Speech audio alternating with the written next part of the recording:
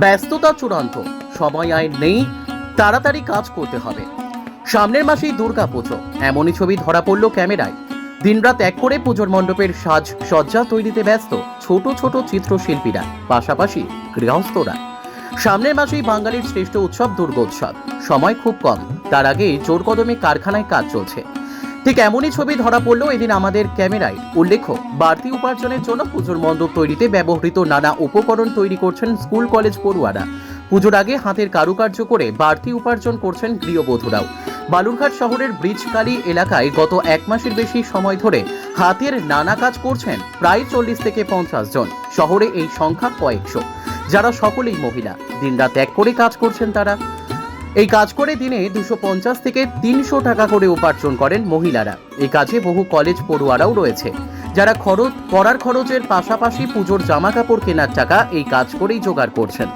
অন্যান্য বারের তুলনায় এবারে কলেজ পড়ুয়াদের সংখ্যা অনেকটাই বেশি, যারা পড়াশোনার ফাঁকে এই কাজ করছেন।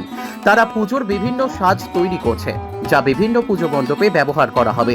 তাদের হাতের তৈরি সাজ এবারে দেখবে সারা দক্ষিণ দিনাজপুর জেলাবাসী তথা দর্শনার্থী। জানা যায়, জেলা জুড়ে রয়েছে বহু বিগ বাজেটের দুর্গাপুজো। এবার বেশ সাড়া ফেলতে চলেছে পুজোগুলি। আগের থেকে দর্শনার্থীর সংখ্যা বৃদ্ধি পেয়েছে। পাশাপাশি রয়েছে কলকাতার আদলে পুজোর সাজ ও প্রতিমা, যা এক প্রকার ব্যাপক সাড়া ফেলে সারা জেলা জুড়ে। দক্ষিণ দিনাজপুর জেলা, যার নাম রয়েছে সারা রাজ্যে। শিল্পী, সংস্কৃতি, নাটক সবেরই আতুরঘর এই দক্ষিণ দিনাজপুর জেলা। আর মাত্র কটা দিন তারপরে হচ্ছে তোমার এবার পুজো। তো এই মুহূর্তে তোমাদের মণ্ডপ সজ্জার কাজ কীরকম পর্যায়ে চলছে? আমাদের এখন মোটামুটি আমরা এখানে আছি 45-50 জনের মতন। তো এখানে কাজ চলছে, সবার জোরদার কাজ চলছে। সবার অনুমান লাগিয়ে যদি পুজোর আগে আগে কাজ শেষ হওয়ার, এখন চলছে না, কাজ করছে। তো এই মুহূর্তে কীরকম তোমার এখানে ব্যস্ততা লক্ষ্য করছো কাজে? ব্যস্ততা বলতে কাজে তো যে যার মতন মানে এখানে কাজ করছে, সবাই নিজের কাজেই ব্যস্ত এখানে। তো কাজ যথাযথই ওঠানো যায়, সবাই এটারই আশা করছি।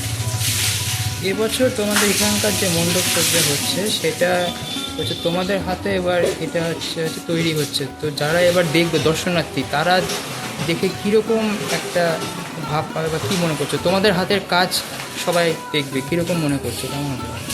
আমরা যেভাবে কাজ করছি সবাই মিলে 45-50 জন যেভাবে কাজ করছি, দেখে প্যান্ডেল তো আমাদের মানে যেভাবে হাতের কাজ করছে সবাই দেখে মনে হচ্ছে ভালো। এবার দর্শনার্থীর রিয়াকশন এখন তারা কেমন দেবে, কিন্তু আমাদের হিসেবে যারা যেরকম করছি আমরা ভালো, খুব ভালো।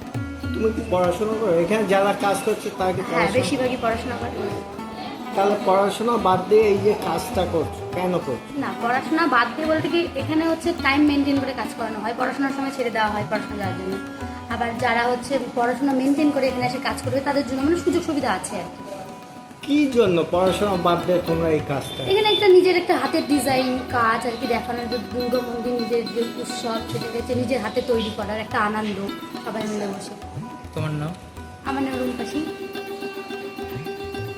দিদি, দুর্গাপূজা আসতে আর মাত্র কটা মাস বাকি। এই মুহূর্তে আপনারা এখানে দেখতে পাচ্ছি যে কাজ করছেন। এই মুহূর্তে কাজের অগ্রগতি কি, কতদিন সময় লাগবে শেষ হতে?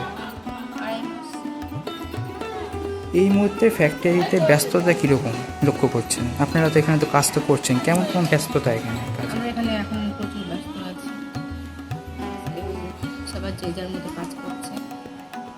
মোটামুটি চলবে 2.5 মাস এরকম। তো বিষয় হলো, হিরোপুরে কি আপনার জীবিকা কি চলে? হ্যাঁ, বাচ্চা কাচ্চাদের জামা কাপড় কিনে দিই, আমাদেরও হাত খরচ হয়, আরও অনেক কিছু হয়, উপার্জন হয়, সময়টাও কাটে, বেশ ভালোভাবে চলে যায়।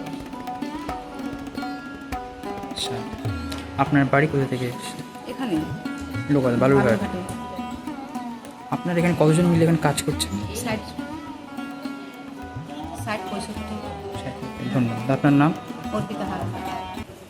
বালুরঘাট থেকে আবির রঞ্জন দাসের রিপোর্ট, এক্সপ্রেস কলকাতা।